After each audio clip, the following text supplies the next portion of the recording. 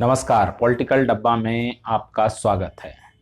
जैसा कि आप सभी जानते हैं कि लोकसभा चुनाव 2019 की रणभेरी बज चुकी है और यानी कि एक दिन बाद 11 अप्रैल को पहले चरण की वोटिंग होनी है।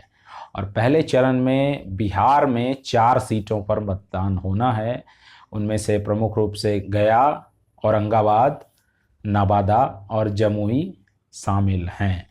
इनमें से सबसे जो खास बात है वो औरंगाबाद सीट को लेकर के ये है कि औरंगाबाद को बिहार में मिनी चित्तौड़गढ़ यानी कि बिहार का चित्तौड़गढ़ कह के बुलाया जाता है, बुलाया जाता रहा है। उसके पीछे कारण ये रहे हैं कि 1952 से यानी सिक्की जब से पहला चुनाव हो रहा है तब से वहाँ की रहनुमाई, वहाँ से सांसद बनकर चुनने वाले सिर्फ एक जाति के लोग रहे हैं और उसमें से भी मुख्य रूप से 2 परिवार के लोग रहे हैं।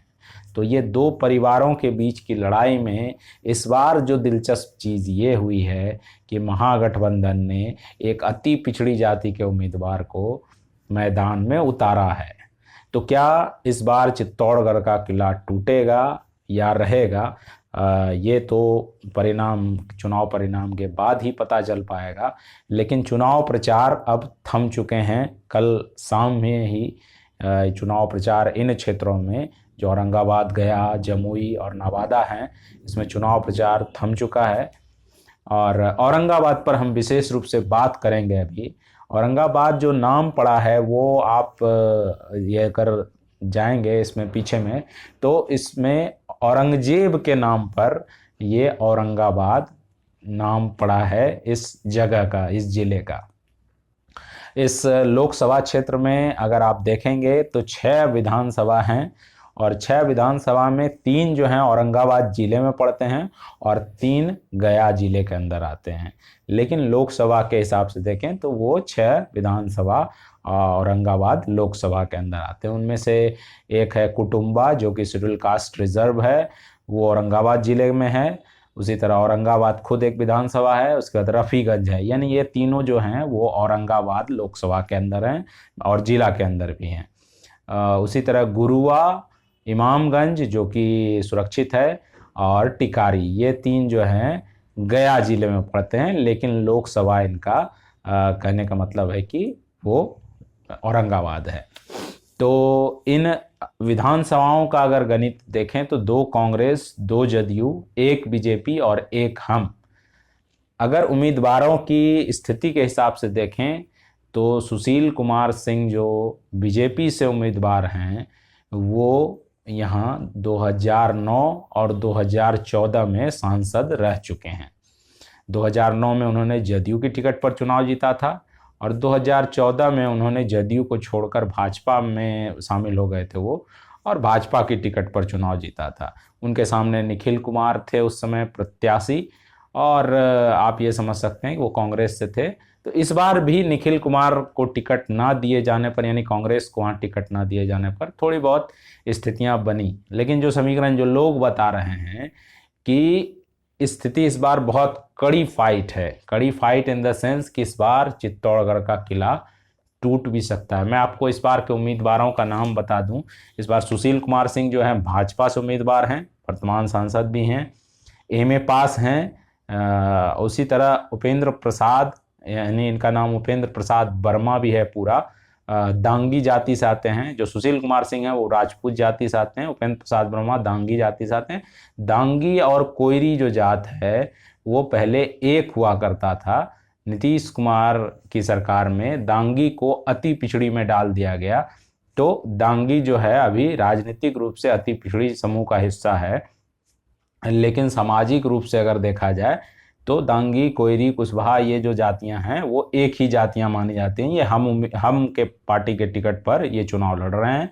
ये एमए एलएलबी किए हुए हैं और जदयू में, कल तक ये जदयू में एमएलसी थे और जदयू को छोड़कर इन्होंने हम ज्वाइन किया है। उसी तरह नरेश यादव जो बसपा से उम्मीदवार हैं, सोम प्रकाश सिंह स्वराज पार्टी से उम्मीदवार हैं, डॉक्टर धर्मेंद्र सिंह अखिल हिंद फॉरवर्ड ब्लॉक से उम्मीदवार हैं, संतोष सिन्हा निर्दलीय हैं, धीरेन्द्र कुमार सिंह निर्दलीय हैं, Avinash Kumar People's Party of India से हैं और योगेंद्र राम निर्दलीय हैं। यानी 9 उम्मीदवार, जैसे भागलपुर में भी 9 उम्मीदवारों ने पर्चा दाखिल किया है, औरंगाबाद में भी 9 उम्मीदवार आमने सामने हैं। लेकिन जो इस बार का गणित जो बन रहा है, अगर पिछड़ी बनाम अगड़ी की लड़ाई हो जाती है, जैसा कि लोग कह रहे हैं कि चूंकि इस बार निखिल कुमार को टिकट नहीं दिया, तो जो कांग्रेसी राजपूत हैं, जो कि सुशील सिंह के परिवार से इतर जो अपनी विचारधारा रखने वाले लोग हैं, वो लोग भी इस बार सुशील कुमार सिंह को वोट कर देंगे। और सुशील कुमार सिंह इस लिहाज से मजबूत नजर आते हैं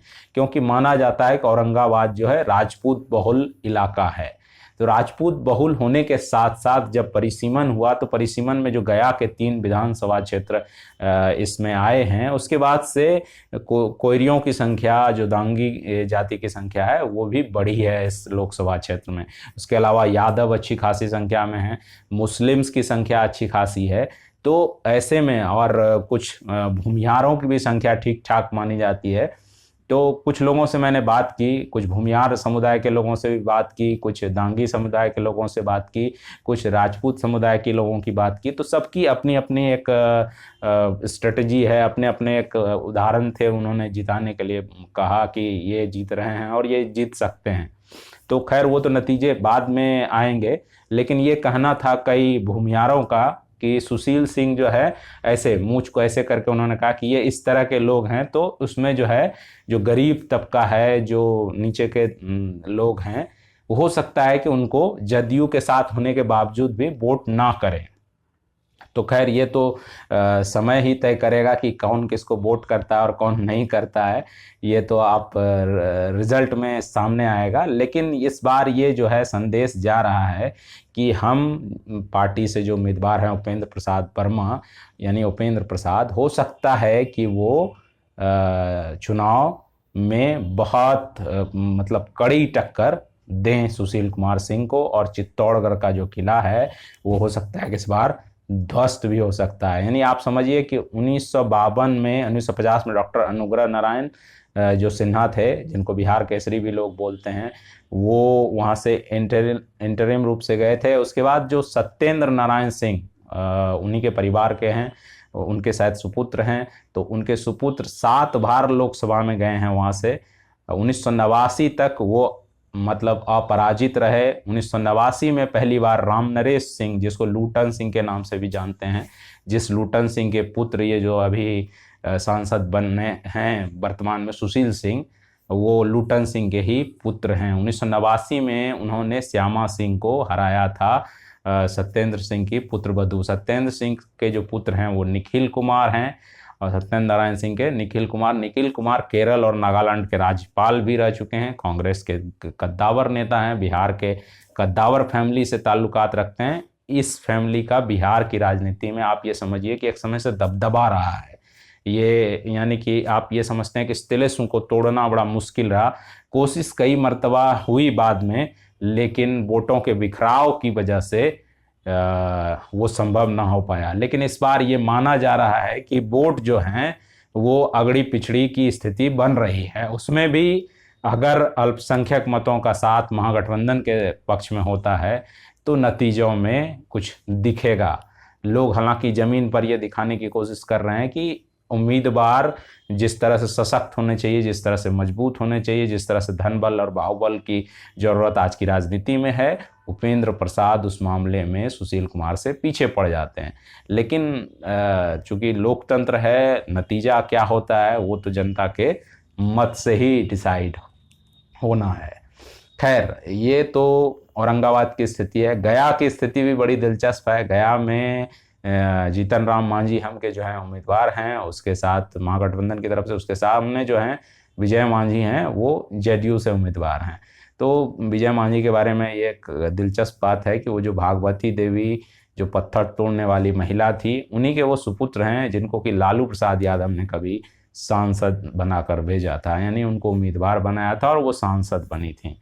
तो लड़ाइयाँ इस बार दिलचस्प हैं, और किसी के लिए यह कह देना कि वो निश्चित रूप से मैच जीत रहा है, ये मतलब अन्याय होगा उस उम्मीदवार के साथ। कोई भी यहाँ से जीत सकता है, और बिहार से मतलब आप ये समझिए कि आश्चर्यजनक परिणाम भी आ सकते हैं। हो सकता है कि कल आप जो उम्मीद कर रहे हैं या मैं जो उम्मीद कर रहा हूँ उसके उलट परिणाम आए, और इसमें कहीं किसी को बहुत ज़्यादा मतलब अमेज्ड होने की ज़रूरत नहीं होगी। लेकिन सबसे जो खास बात है कि चूंकि ये जो चारों लोकसभा क्षेत्र हैं वो कमोबेश कहीं ना कहीं नक्सल प्रभावित रहे हैं, तो जो जो कि अति संवेदनशील बूथ्स हैं वहाँ हो सकता है कि 3 बजे तक ही मतदान हो। तो इसलिए जो भी लोग इन लोकसभा क्षेत्र के दर्शक हैं, जो भी लोग इन लोकसभा क्षेत्र के निवासी हैं, वो जल्दी से जल्दी सुबह वोट डालने जाइए और अधिक से अधिक संख्या में वोट कीजिए, ताकि लोकतंत्र की ताकत का पता चले, ताकि आपके विचारों का पता चले, ताकि आप बदलाव की तरफ एक कदम बढ़ा सकें। ये ज़रूरी है। बिना मतदान के आप अपने तकदीर को बदलने की जो उम्मीद है उसको नहीं जगा सकते हैं। तो इसलिए मतदान जरूर जरूर जरूर करें। 11 अप्रैल को गया, जमुई, नवादा, औरंगाबाद।